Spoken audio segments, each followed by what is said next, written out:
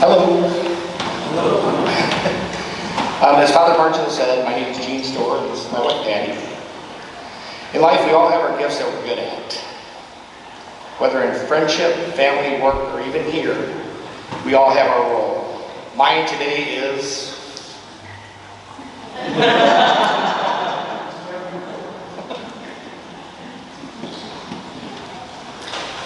Jean and I began our adventure here a little over 25 years ago. We had no intention of being here. We were headed to Wisconsin. Jean's father had a stroke while we were visiting, and we decided to head south. We came here with 5 children, our 5th being days old.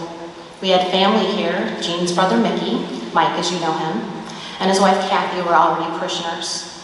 We were put on a waiting list at the school, but we were filled with hope that we could get in. So our journey with St. Joseph Church and St. Joseph School began. This is our typical Mass, now, used to be 11. Our pew is straight ahead and as close to the back as we are able, preferably one row in front of the hospitality. We had 7 children to try to keep quiet and multiple trips to the bathroom, cry room, and even the outdoors. We soon added Cindy to our group. The white-haired lady you typically see us with is my sister-in-law. She's not my mother. My first encounter with stewardship came at a young age. Growing up in a large Catholic family, we were given a dime for each year of age we were. We were also given a little 2x3 envelope to put as much of those dimes into the envelope as we wanted and drop it in the basket. Fast forward a few more years, and now my siblings and I were making money detasseling corn and walking beans. Still had those tiny little envelopes. How much went in them? I couldn't tell you. We were not told how much to give. Now let's fast forward again to turning 16 with steady jobs and schooling, still tiny envelopes, and still no direction as how much to put in. Now I have 3 books I hold on to that made all the difference in mine and our lives. The very first, How to Manage Your Money, by a well-known Protestant brother. I worked through the study, and Jean and I talked and decided that we were not only going to budget, but put our income in God's hands, and therefore give Him the first few fruits of that income. We were young, 21, naive, maybe, hopeful, definitely. Well, we have been blessed to be here on this earth for many years now, 58 to be more specific, and can now look back and see the fruits of that decision. Has it always been easy? No. With 7 kids in Catholic school, money was not in abundance. We never looked back. We sometimes doubted, but remained faithful. All of you here have your own story. It might be different than ours, but it's equally as important. What do you think of income? Who's in charge of it? How do you give back? A percentage? A specific amount? What's left over? With tithing at the center of our married lives, naturally we handed down, insisted, instilled, and our children both budgeting and giving. We were never taught in this way, but once again we could see the fruits of that teaching. Our children started paper routes at 8 years old, and with us in tow, of course. With their little budgets, they learned how to manage their money, and tithing became a way of life.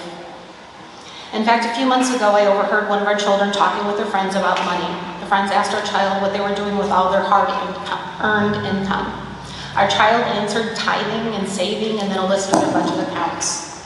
Silence from the group. Our kids grew up believing everyone tithes. Please remember, it is never too late to learn, to begin again, to start over, to instill. We no longer hand out children envelopes in this church. If your children want to begin to use one, maybe they could decorate their own. If their name is on it, we can keep track of their giving and they will see how it adds up. Actually, an envelope is not a requirement. Nothing wrong with giving dollars anonymously. Next month, our baby will turn 18. We continue to sit in the back, other than today, of course. I have, however, taken on a new role here, one that my husband gently guided me into. After all, keeping his dealership's books all these years and raising his 7 children and mothering his sister, naturally, I should take on the role of business manager here. So when I heard we had an increased offertory program already in place, I felt compelled to give a talk. Why?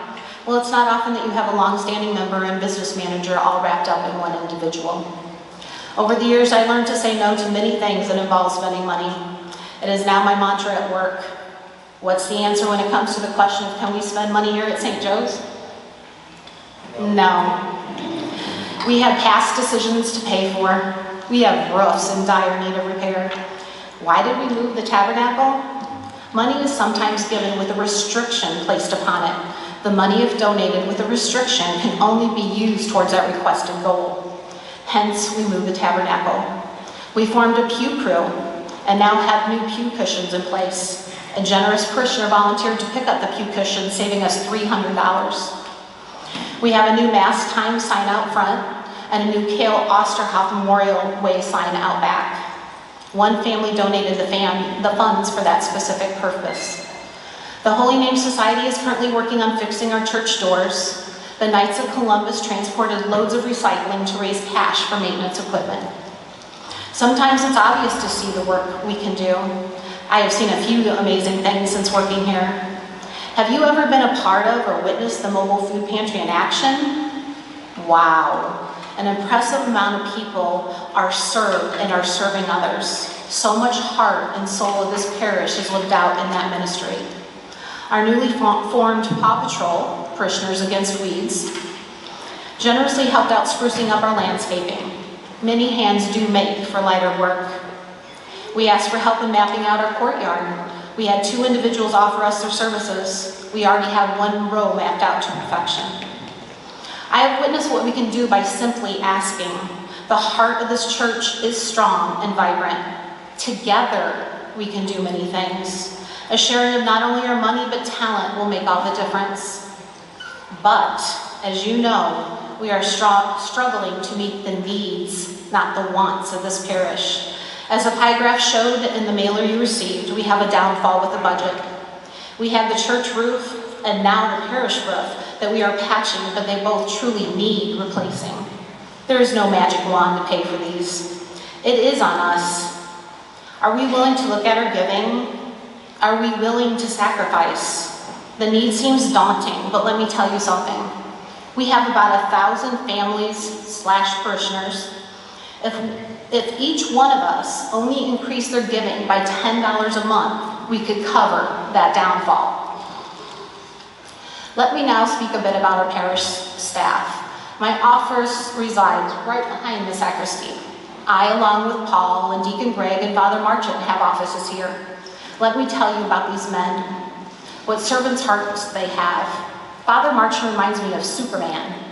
The minute there is a call from someone in need, his collar is fastened on and he is off.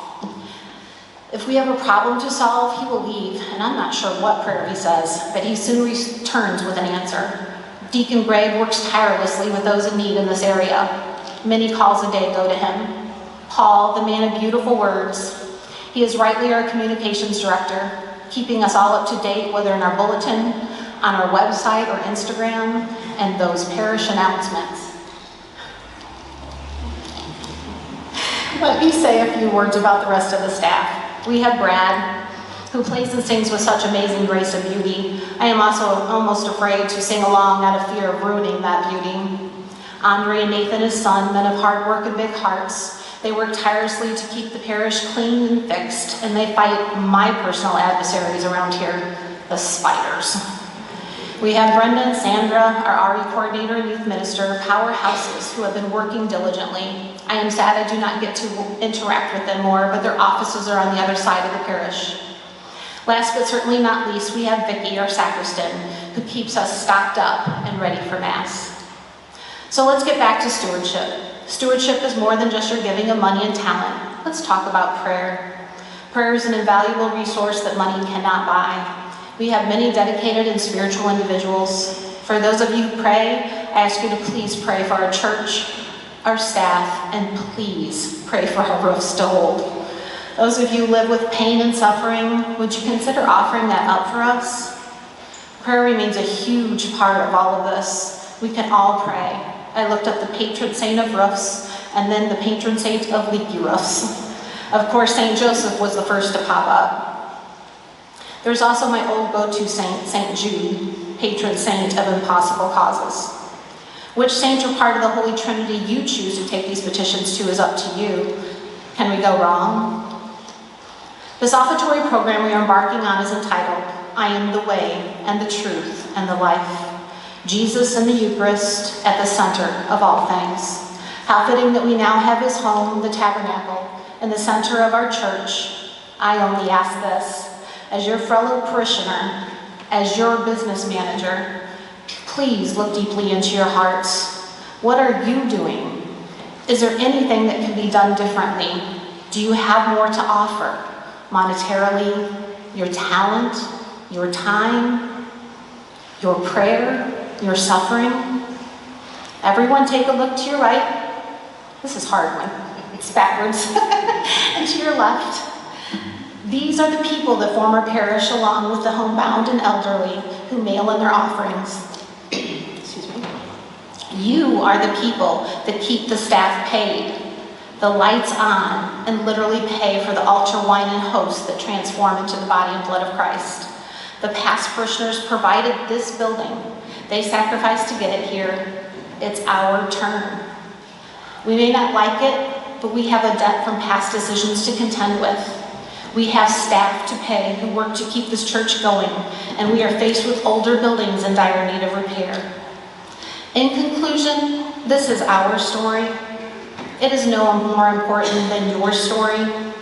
We are all here in this parish living what will one day be the history of this parish. Who we are, what we do with that, and how we proceed will be reflected upon by the people who follow after us. What will we do? What can we do? And will these roofs be leaking? Thank you. Thank you.